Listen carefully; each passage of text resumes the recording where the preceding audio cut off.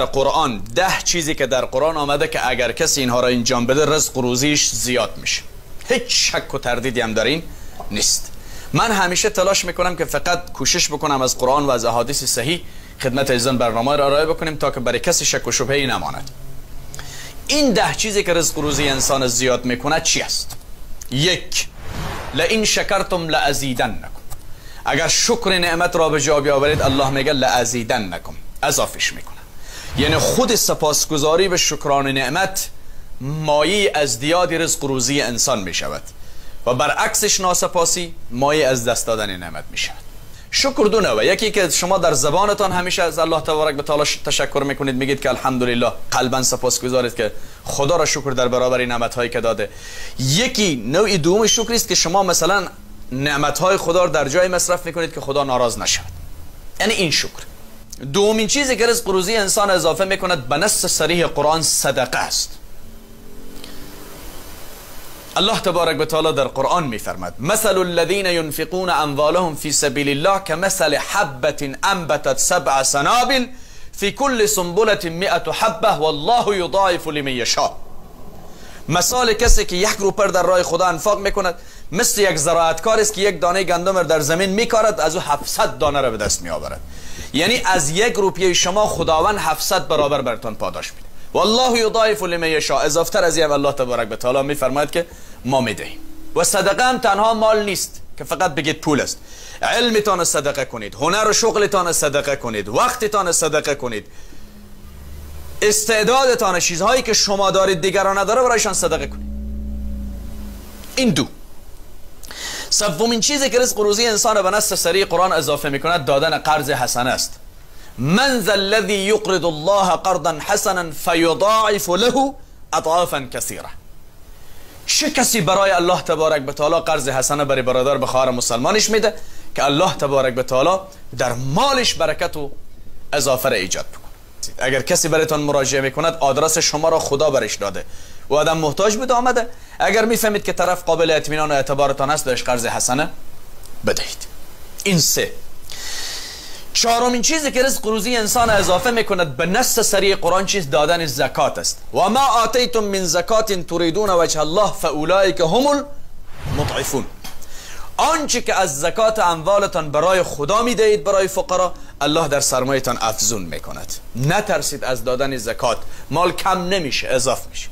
رسول الله صلی الله علیه وسلم قسم یاد میکند والذی نفس محمد بیدی، قسم به ذات کسی که جان محمد در دست بالاکیف است که مال بنده مؤمن از دادن صدقه و زکات کم نمیشه. 5.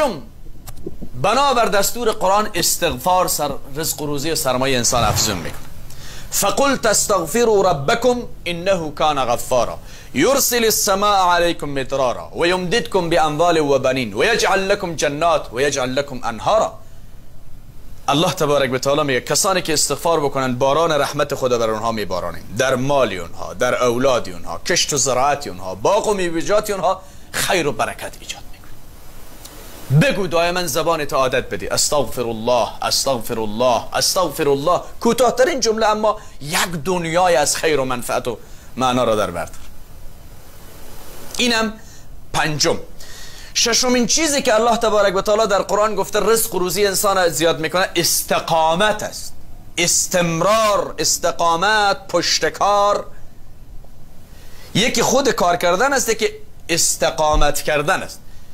اگر درس میخوانی استقامت که موفق میشی، اگر کار میکنی استقامت که پولدار میشی، اگر در سفر میری استقامت که به اهدافت میرسی. استقامت. الله تبارک و تعالی در قرآن میفرماد و ان لو استقاموا علی الطریقة لاسقیناهم ماء غدقا. گروهی بیان میکند که اگر اینها استقامت میکردن در مسیرشان رب العالمین برشان رزق فراوان عنایت میکرد. اینم 6مین راهکار. 7مین چیزی که در قرآن گفته شده رزق و روزی انسان زیاد میکنه وقتی رو انجام بده تقوا و پرهیزگاری است. و من یتق الله یجعل له مخرجا و یرزقه من حیث لا یحتسب. الله اکبر. کسی که از الله تبارک به تعالی بده. تقوا یعنی چی؟ یعنی ترک حرام و استفاده از حلال. یعنی انجام دادن آنچه که الله دستور داده انجام بدی و ترکی که آنچه گفته نکن. تقوا است. الله تبارک و تعالی میفرماید کسی که از الله بترسد، از طریقه های او را رزق و روزی میده که اصلا گمانش هم نمیکنه، تو به خوابم ندیدی. یک کسی را برات مهربان میکنه میبینی قرضت خلاص میشه، یک کسی را برات مهربان میکنه میبینی برات خانه تهیه میکنه، یک کسی را برات مهربان میکنه برات موتر تهیه میکنه، یک کسی را برات مهربان میسازه میبینی زمینه تحصیل برات مساعد. همه به اساس چیست؟